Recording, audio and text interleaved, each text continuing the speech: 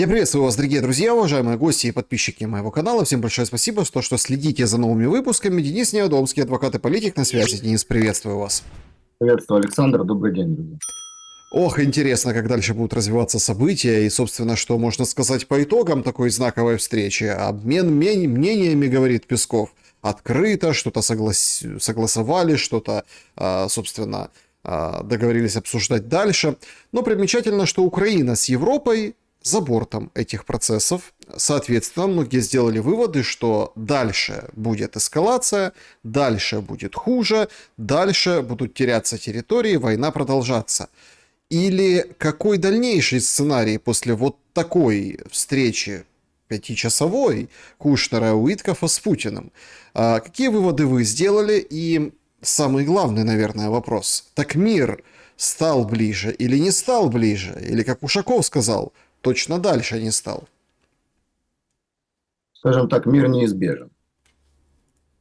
Вопрос состоит только в пути, который предстоит пройти, но мы говорим о ближнесрочной перспективе.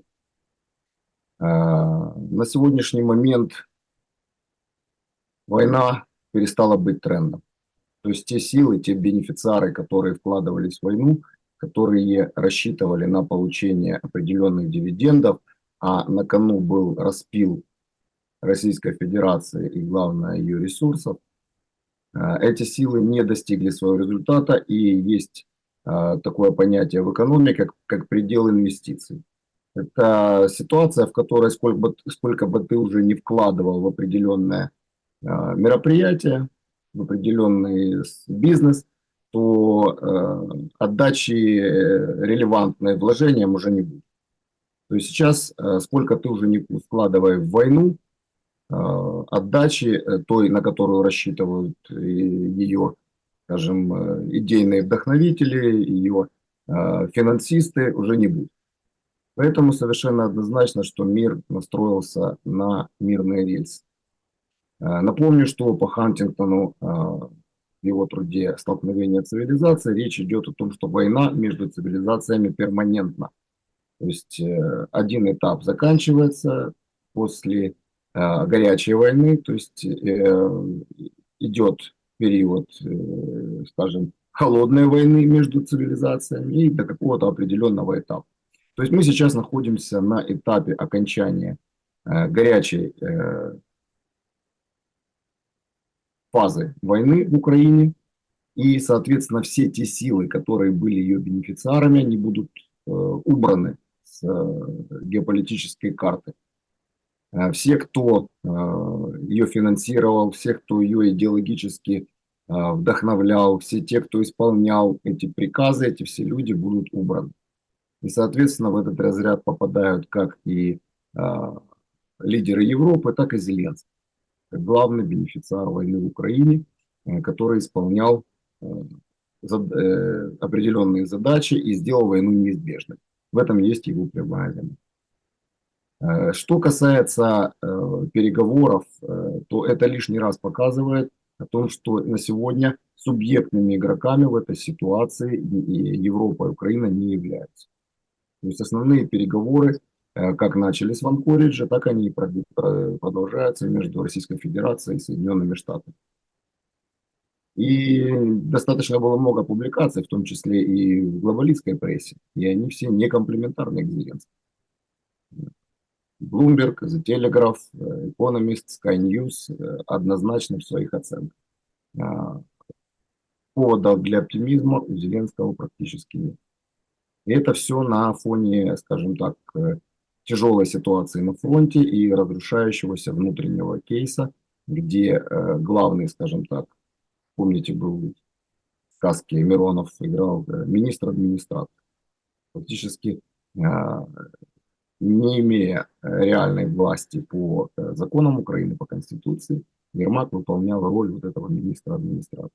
И когда по нему был нанесен удар, это фактически означает о начале крушения всей вертикали. Потому что человек сумел сосредоточить в своих руках всю кадровую политику во всех ключевых государственных органах, не имея прямых полномочий, но имея благословение царя-батюшки, он фактически в своих руках сосредоточил все нити государственной власти. И невозможно перевести это все в бэк-офис. Даже в лучшие времена человек, который фактически терял политическую должность, не мог из бэк-офиса руководить страной. Как бы ему это ни хотелось, потому что в любом случае те, кто придут на его место, придут со своими людьми, придут со своими мнениями, со своими желаниями, со своими кураторами, и при этом они будут обладать реальной властью, чего не будет уже у Ермака. А Ермак — это тот человек, который фактически был вот этим вот стержнем Зеленского. И сдав его фактически, Зеленский остался беззащитен. И это означает, что в разных ветвях власти, в разных структурах начнутся центробежные процессы. Очень ярко это видно прежде всего по парламенту, по фракции, потому что очень много инсайдов. И я разговаривал с депутатами, с которыми знаком. Там назревает серьезная буча. Очень многие собираются сложить мандаты, и некоторые просто перестанут ходить на работу, и говорить о том, что проголосовать какую-то консолидированную позицию уже практически невозможно. Фракции де-факто уже не существует. Но развал парламента на этом фоне. Ну, смотрите, просто есть взгляд на вещи, что наоборот, как по Зеленского, это все руина укрепляет. Насколько долго это может продолжаться в политическом смысле? Ну, во-первых, мы говорим не о развале парламента, а о развале монокоалиции. То есть, да, на самом деле мы привыкли к тому, что с 2019 года это тождественные понятия. Вот, а с началом войны Зеленский превратил парламент в юнипартию, которая де юре относится к разным фракциям, к разным политическим силам, но фактически является юнипартией войны, которая голосует за продолжение той линии конфронтационности и продолжение вечной войны с Россией. Зеленскому не может быть выгодна эта ситуация, потому что это одна из его столпов власти. Парламент, через который можно было бы проводить законы, которые укрепляли бы его власть. То есть в любом случае ему нужна легитимация. Обратите внимание, что даже до сегодняшнего дня существуют горсоветы, сельсоветы, и это та самая коллективная безответственность, через которую можно проводить нужные решения.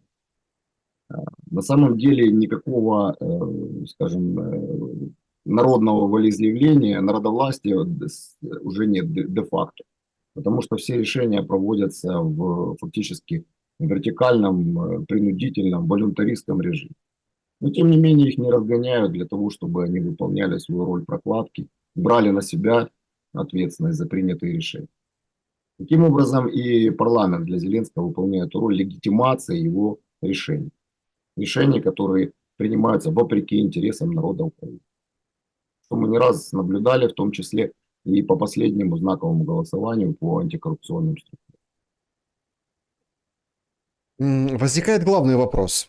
Пока условно там США и Россия разговаривают, да, обмениваются мнениями, да, какие-то есть, ну, как бы суть засекречена, да, какие-то есть вопросы спорные, а компромиссов вроде как нет.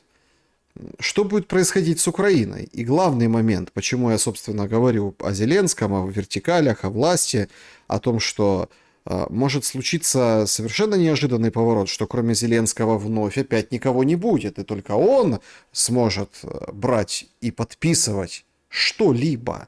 С кем, в общем-то, захотят подписывать какие-то бумаги, предварительные или окончательные, американцы и россияне, как вам кажется? Ну, первое, значит, переговоры в тупик не зашли. Переговоры, как мы и говорили, ведутся перед субъектными сторонами, между субъектными сторонами. И обратите внимание на высказывание Рубио.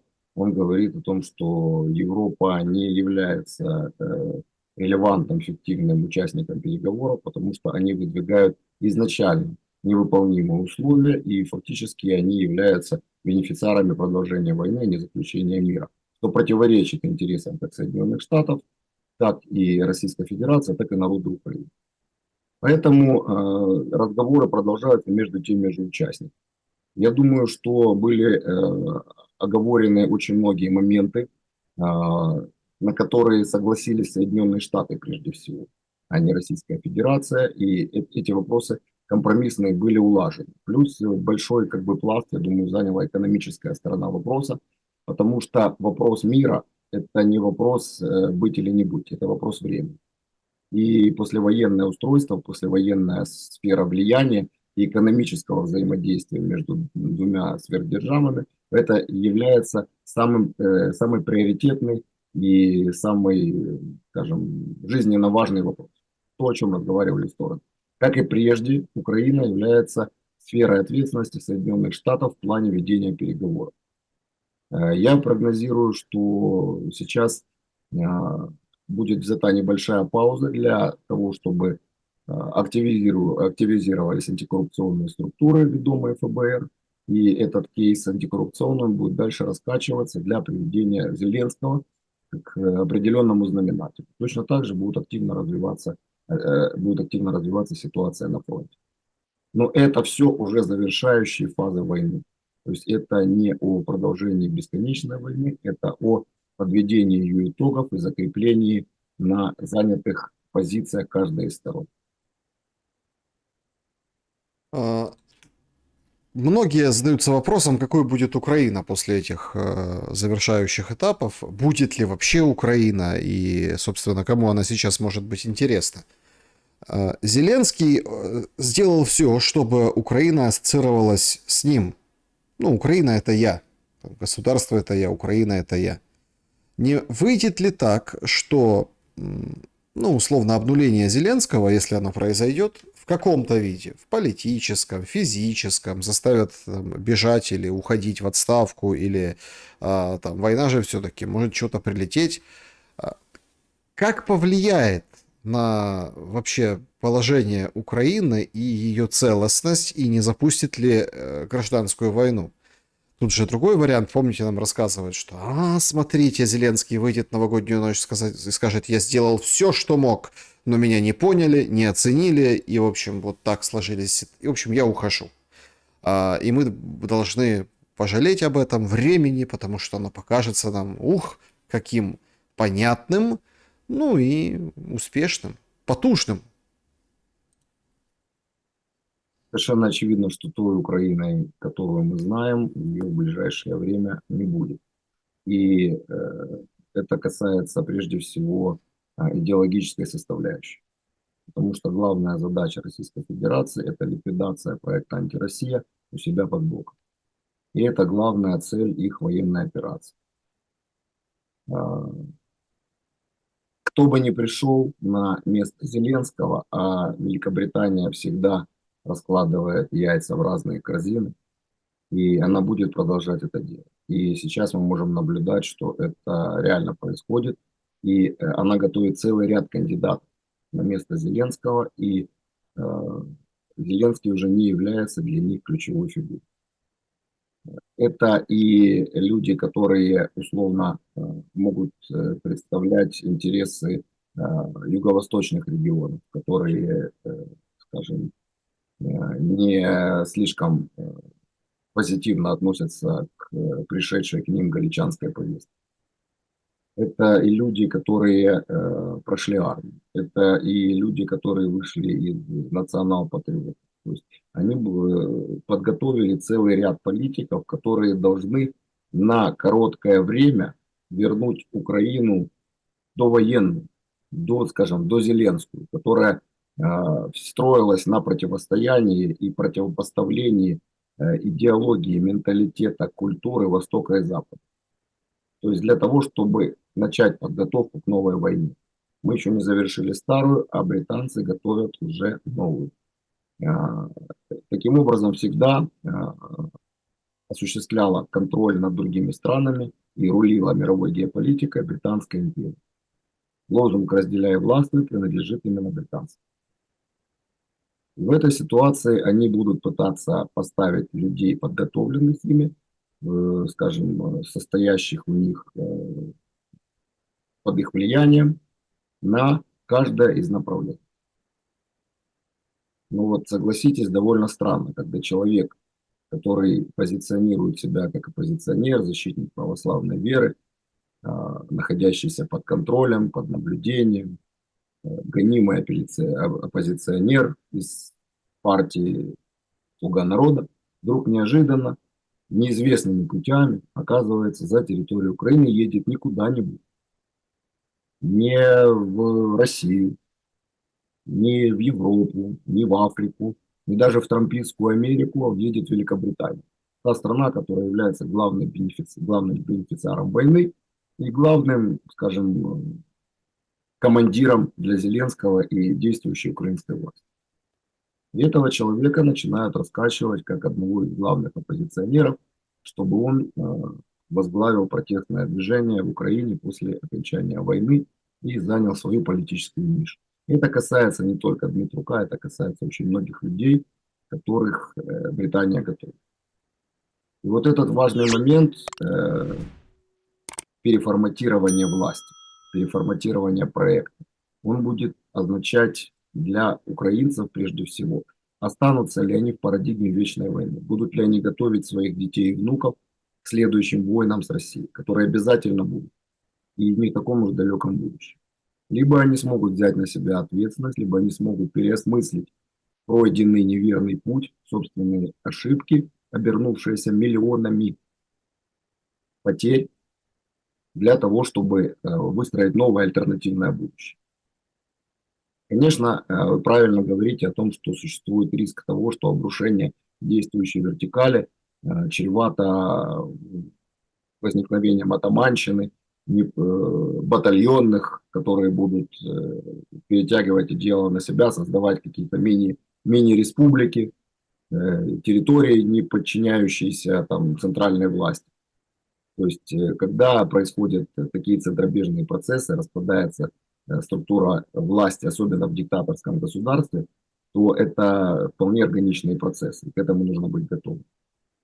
Именно для этого в этом ключе развернется борьба между главными интересантами внешними, кто сможет продвинуть свою собственную повестку и расставить собственных людей в Украине. Потому что на сегодняшний момент мы должны констатировать, что на территории Украины полностью выжжено политическое оппозиционное поле. Нет, не осталось готовой политической силы, с готовой программой, которая могла бы сегодня выдвинуть альтернативную повестку, повестку интеграции, созидания мира для украинцев и закончить с проектом антироссии. На сегодня у нас в Украине существует только один проект антироссия в публичном политическом пространстве. Необходимо поиск альтернатив.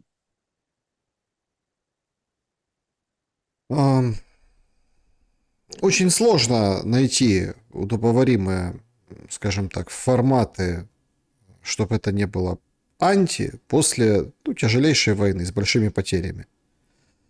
В любом случае придется, ну извините, но каким-то образом дальше строить, да, скажем, и работать с вот этой травмой народной. Как вы думаете, какие инструменты есть у политиков для этого? Ну, смотрите, церковь, ну, понятно, да, разбита репутационно. Вся. Я сейчас не имею в виду только Украинскую православную церковь. Общественные институты, лидеры тоже. То есть, если все поменяется вот настолько, что Зеленского, ну, условно, не будет, или будет английской королевой, или не будет вообще, если нужен будет запрос на, условно, новый проект, то по инерции все равно будет старый продолжаться, а инструментов нового для нового нет. Абсолютно правильно, это, скажем, объективная реальность, и процесс примирения, он будет непростым. Это должен быть обоюдный процесс И причем здесь нужно проявление мудрости от, скажем, интеллектуальных элит каждого народа. И для, скажем так, наших соседей я приведу один небольшой пример исторический. Был такой фараон Эхнатон в Древнем Египте. И когда он еще рос, еще не возглавил государство, он не мог понять, взять в толк, почему его отец, обладающий на тот момент самой мощной армией в регионе, посылал дары племенам, которые обитали на границах Египта. Он не мог понять, почему его отец с мощнейшей армией, с мощнейшей экономикой, э, являющийся полубогом, посылает дары каким-то непонятным полудиким племенам. И когда отец умер, он возглавил государство, он перестал эти дары посылать. И через короткое время голодавшие племена начали перерезать торговые пути, ведущие из Египта и в Египет, начали грабить караваны, и Эхнатон послал туда военный отряд, который не вернулся. Интернета не было, подождали, не вернулся. Послал второй отряд, третий, потом послал армию. Армия в тяжелых условиях вынуждена была воевать с кочевыми племенами, которые были имели возможность перемещаться. И Эхнатон завис в очень тяжелой войне и с нарушением, очень серьезным нарушением экономических связей.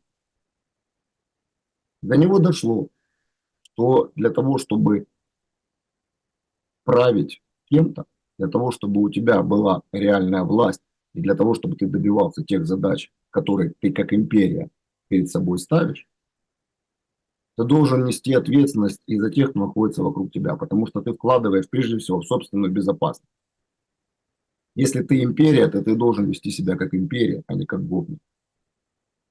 И тогда в этой ситуации ты дальновидный политик. Ты выстраиваешь таким образом отношения, чтобы с тобой выгоднее было бы дружить, чем воевать. Я надеюсь, многие наши слушатели поймут, о чем идет речь. Потому что в сегодняшний момент Россия не может просто так взять и бросить Украину в том состоянии, в котором она есть. Потому что через непродолжительное время этот феникс антироссии, скормленный нашими, в кавычках, стратегическими партнерами с Запада, он возродится и снова будет наносить удары, и снова будет провоцировать проведение военных операций. И снова миллионы окажутся в земле. А, Так о каких территориях сейчас идет речь? Я так понимаю, что это такой самый вопрос, о котором не договорились. Ну или в большинстве своем не договорились. Ну, если так послушать Рубио, если послушать, собственно, короткие комментарии после. Понимаете, в чем дело? Вот опять, это же очень старая интересная мантра на протяжении войны, видоизменяющаяся. Нам Зеленский говорил, что люди для нас первостепенны. Потом говорит, территории мы не отдадим территории. Сейчас, когда становится худо, он опять вспоминает про людей. О том, как они умирали, там, чтобы они не умирали во второй раз. В общем, требует же определенности Зеленский, каких-то гарантий, чтобы не будет повторного вторжения. Как их добиться? И, ну, это всегда так, когда удобно, сразу вспоминают горечь потерь, утрат человеческих. А когда удобно, вспоминают Конституцию. В юридической науке есть такое понятие виктимное поведение. Виктим по-английски жертва. Вот когда ты ведешь себя таким образом, что провоцируешь на нападение, то, соответственно, ты должен понимать последствия. Это не снимает с агрессора вины, но тем не менее это никоим образом не помогает и не защищает тебя. И в этом плане Зеленский максимально сделал все для того, чтобы Россия среагировала. И она среагировала. Продолжение этого проекта – это всегда будет виктимное поведение Украины по отношению к России. Именно поэтому необходимо переучреждение и смена проектности страны. Именно поэтому нужно найти выход из этой ситуации, а, не просто прекращение боевых действий, не просто обмена каких-то территорий, потому что это не решение фундаментальных причин, фундаментальных проблем. Это отсрочка, это подготовка к новой войне каждой из сторон.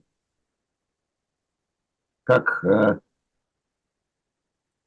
украинский и русский народ произошли из одного корня, произошли из одной культуры, произошли из одного символического капитала, из одной религии, так они должны вернуться в свое совершенно органичное состояние. Они не могут, не должны воевать друг с другом. У них общие цивилизационные цели, общее цивилизационное пространство. Поддерживая друг друга экономически, в военном плане, в ментальном плане, в культурном плане, только тогда будет синергетическое развитие. Если кто-то в России думает, что достаточно будет, как в Украине тоже, одинаковые кастрюли, только с ручками вовнутрь. Если они думают, что достаточно будет вырыть между Украиной и Россией ров с крокодилами, наступит и там процветание, это глубочайшая ошибка. Потому что если Украину оставить в том состоянии, в котором она сейчас есть, идеологическом, психологическом, экономическом туда, то это будет постоянная война. Это будет постоянная территория, откуда России будут угрожать. Не получится убить всех. Просто поймите это. Или мы ищем общий выход, общий цивилизационный проект, переформатирования, создания условий и предпосылок для сосуществования, причем не просто мирного, а союзнического, партнерского. Враждующие с нами цивилизации всегда будут использовать этот фактор.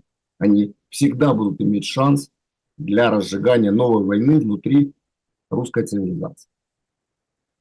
И те недальновидные, которые говорят о том, что нафиг нам та Украина не нужна, пускай вот о себе там как хотят, так и будут, Саларейхи и прочие, они совершают очень глубокую ошибку, ту, которую совершил фараон Эхнатон.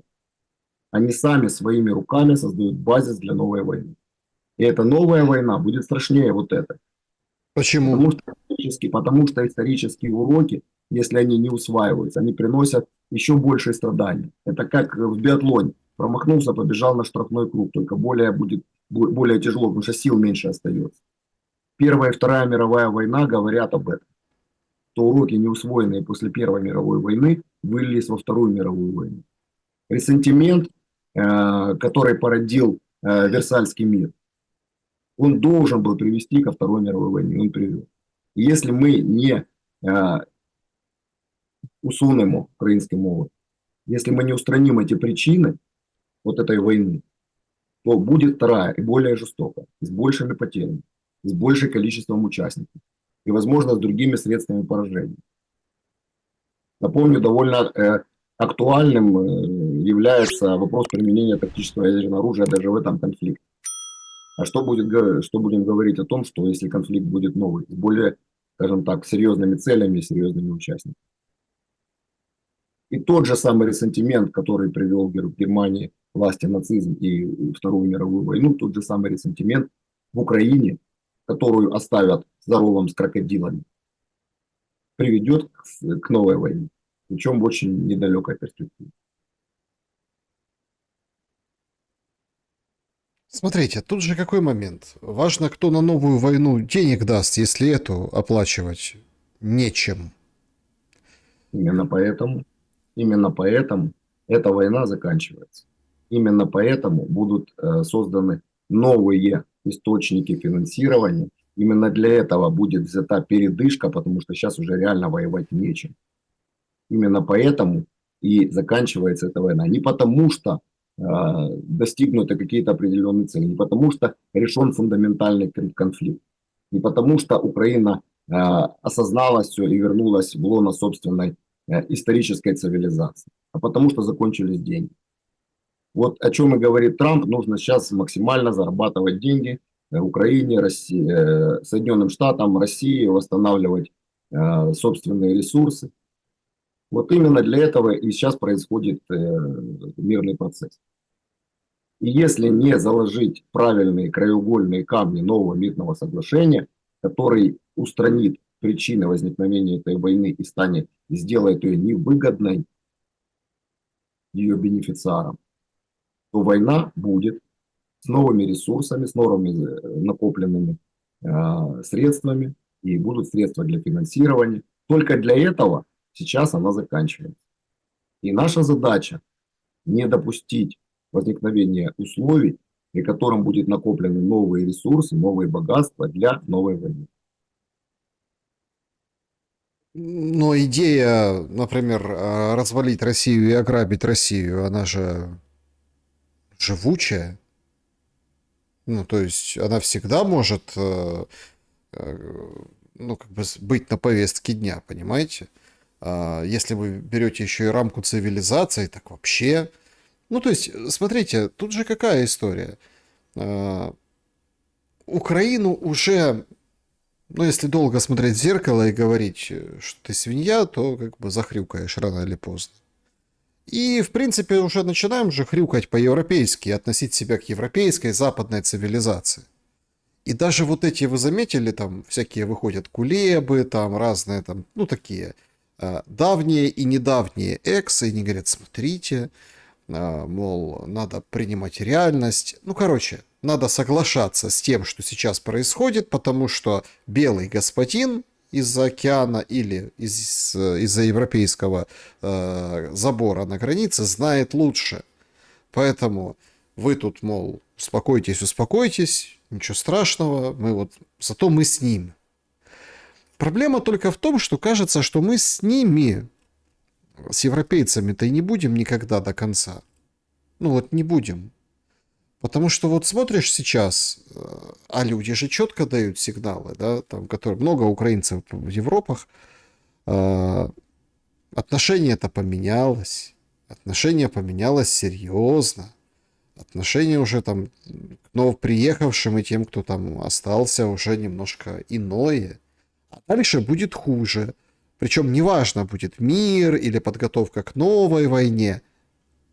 В общем, насколько западная цивилизация поглотит, условно, то, что останется от Украины и будет, собственно, исполнять волю остаток Украины, этой западной цивилизации. Смотрите, начнем сначала. Вы говорите о том, что идея о завоевании России, развале и грабеже ее ресурсов, она никуда не денется, безусловно. В этом и есть смысл противостояния цивилизаций. Завоевание одной цивилизации в другую и, скажем, лишение ее ресурсов и возможностей влияния. Но в настоящий момент победить Россию военным путем не представляется возможным ни для кого.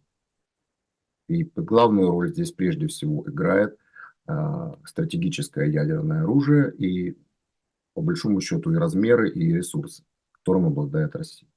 И, скажем так, британские think tanks, они это прекрасно понимают. Поэтому использована была именно Украина как слабое звено на сегодняшний момент русской цивилизации. То есть именно Украина была использована как вот это, как можно сказать, как в компьютерном языке worm, червь, который сможет взломать систему безопасности, которой обладает каждая цивилизация. И поэтому их мечты могут остаться их влажными мечтами, пока цивилизация будет едино консолидирована, пока будет общее целеполагание и взаимная защита и, скажем так, общий дискурс. И как только им удалось раскачать Украину и сделать из нее врага России, они сразу почувствовали, что у них появился шанс. И они понимают, что в историческом контексте Украина в ее виде это всегда будет слабое звено русской цивилизации. Именно поэтому оставление проекта в том виде, в котором он есть, это всегда будет тот червь, который будет ослаблять и давать возможность враждебным силам атаковать русскую цивилизацию.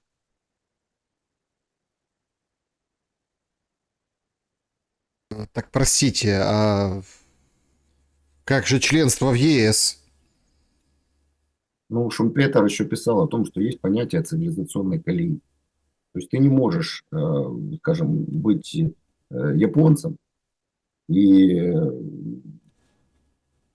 в какой-то момент сказать, что я представитель, там, допустим, я чувствую себя европейцем.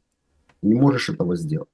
И это на примере целых стран цивилизации. Не было примеров перехода из одной цивилизации в другой.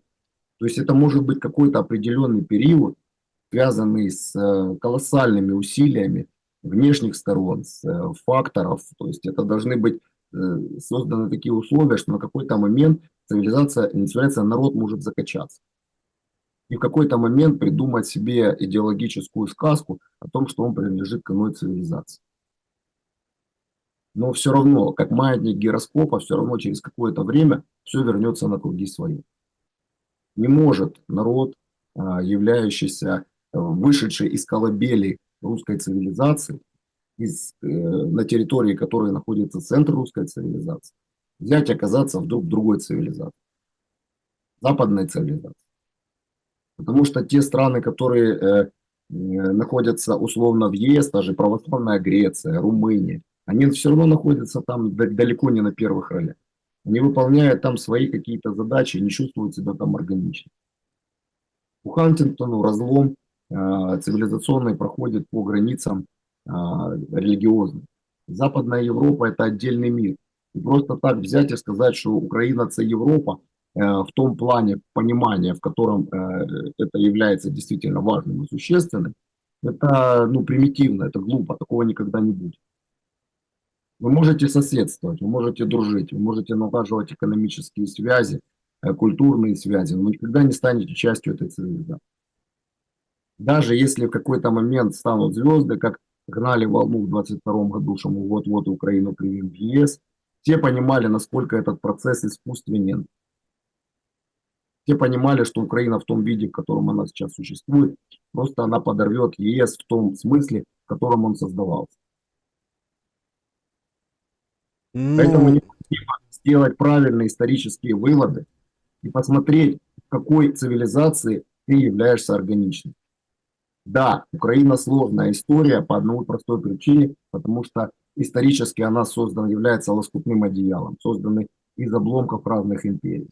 Мы находимся на, на таком месте, который определяет два вектора развития событий. Либо мы международный торговый экономический хаб, из которого идут шелковые пути, либо мы поле боя. И мы не сумели привести к власти интеллектуальную элиту, которая смогла бы помочь оформить правильный выбор, чтобы мы стали международным хабом. А международные интересанты заинтересованы только в том, чтобы здесь было вечное поле боя, из которого можно выкачивать ресурсы и отправлять людей на бой. И скажите, кто нам сдохнет? если попробовать оценить потери, которые уже сейчас есть, но я не людские даже, хотя это, наверное, самая болезненная история, а вот именно цивилизационные потери, которые Украина понесла. Причем тут же опять Запад нам дает очень классную на самом деле. И не надо говорить, что все, что там на Западе, это плохо. Нет. Это своя система расчетов, подходов, продуктивности, рациональности. И там есть такой принцип, да, что недополученная выгода – это тоже твои убытки. Понимаете? И вот мне кажется, вот смотрели же вчера там на меню, которым подчивали Кушнера и Уиткофа, да, смотрели же на атмосферу. Мы не знаем, как там было на самом деле, и никто не знает, потому что суть как бы, секретная. Мы не понимаем пока, куда вывернет. Но кажется, они говорили на одном языке, и в том числе о недополученной прибыли. Вот такой образ, знаете, вот такое впечатление складывалось о том, вообще, как они беседовали.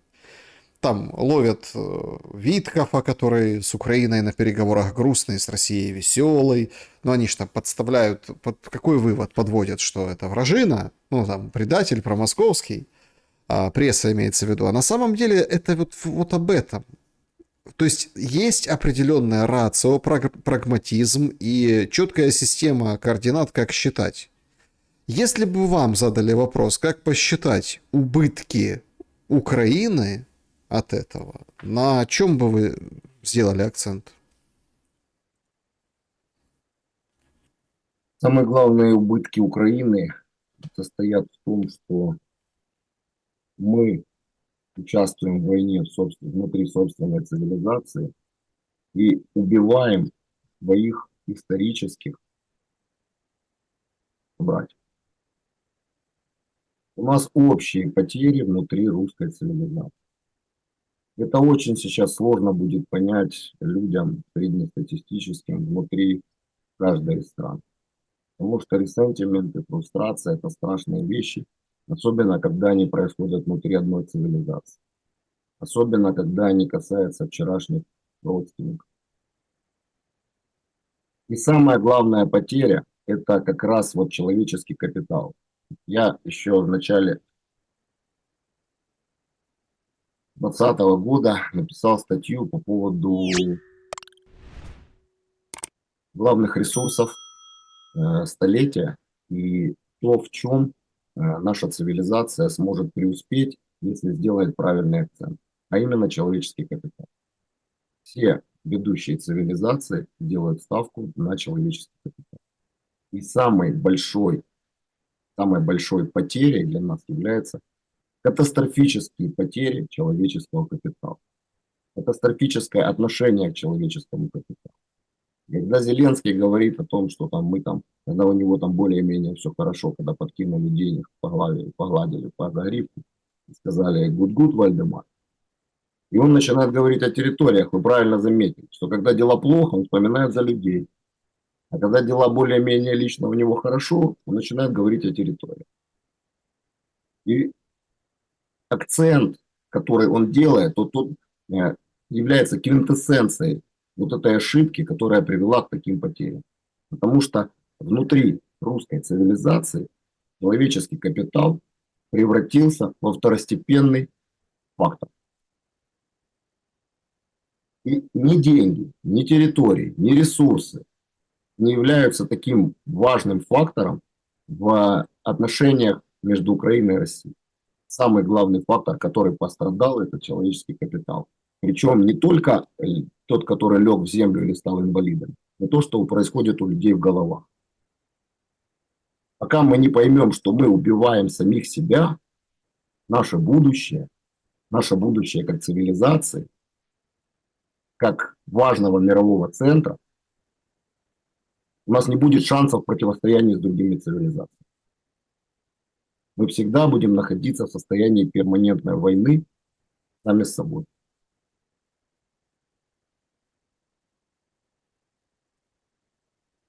Есть такой тоненький голосок министра иностранных дел Германии. Ну, сейчас же как, да? Одни говорят, ничего не будет, война. Другие говорят, нет, вот сейчас все быстро кончится. Одни говорят, Зеленского снимут, другие говорят, да нет, он укрепится и пойдет дальше. Вот эти сейчас там про Ермака вы тоже уделили время, абсолютно справедливо. Сейчас начинают рассказывать, выходить всякие там Мендели, там Кулебы, говорит, какой он нехороший. То есть вот возня идет на внешнем, внутреннем конкуре. Но давайте же попробуем понять, да, вот... Когда нам министр иностранных дел Вадефуль Германии говорит, давайте референдум проведем. Да, вот это, конечно, выглядит, ну, как каким-то таким сумасбродным. Ну, мол, референдум, тут выборы нельзя провести, тут референдум. Но кажется, что это едва ли не единственный разумный выход по избежанию гражданской войны, коллапса политического, конституционального. Тут недавно выходил глава Конституционного суда, который которого вышвырнули по беспределу. И причем есть решение суда, И причем он там побеждал в этих судах. Ну, какая разница, все. Это это вот когда-то. Говорит, так нет никого. Смотрите, Конституционного суда нет. Получается, к судам претензий тоже. К Зеленскому ветке президентской претензии. С парламентом только на него одна надежда. И, в принципе, все же как говорят, что по инерции парламент сможет вырулить. Ну, только благодаря парламенту можно вырулить. Но мы же смотрим на состав сегодняшнего парламента. И хай маты мылуя, понимаете, ужас, что. Получается, что мы вообще очень такой специфической черты. Значит, парламент пробивает дно, все вертикали. И остается только эта одна надежда. И не покажется ли этот тоненький голосок, звучащий где-то на задворках всех этих заявлений, идей, ну, единственным и главным, мейнстримным? А кто против референдума? Россия. Россия сама очень активно использовала механизм референдумов. И по отношению к, ну, как они называют, новым территориям, которые забирала Украина и присоединяла к себе, и в Крыму, и так далее. Это Запад будет против. Так это же прямая демократия. В общем, такой интересный момент. Если нас ждет референдум, о чем, как вы думаете? Ну, давайте сначала. Великий оппозиционер Конституционного суда Александр Николаевич Тупицкий был как раз тем первым виконавцем, исполнителем, который по просьбе ныне опального Ермака сносил в 2020 году антикоррупционную вертикаль. Потому что та ситуация, которую Зеленский попробовал второй раз исполнить в августе-сентябре этого года по уничтожению антикоррупционных структур, это уже история, как говорил Леонид Данилович Кучма, це вже було.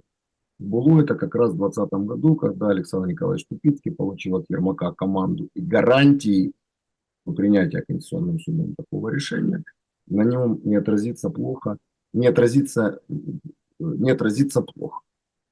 И именно поэтому человек, который не являющийся ни героем, ни политиком, это обычный донецкий судья, которого, скажем, его куратор, бывший такой Татьков, высшего хозяйственного суда Украины, которому командами деньги завозили наличку, поставил во главе Конституционного суда.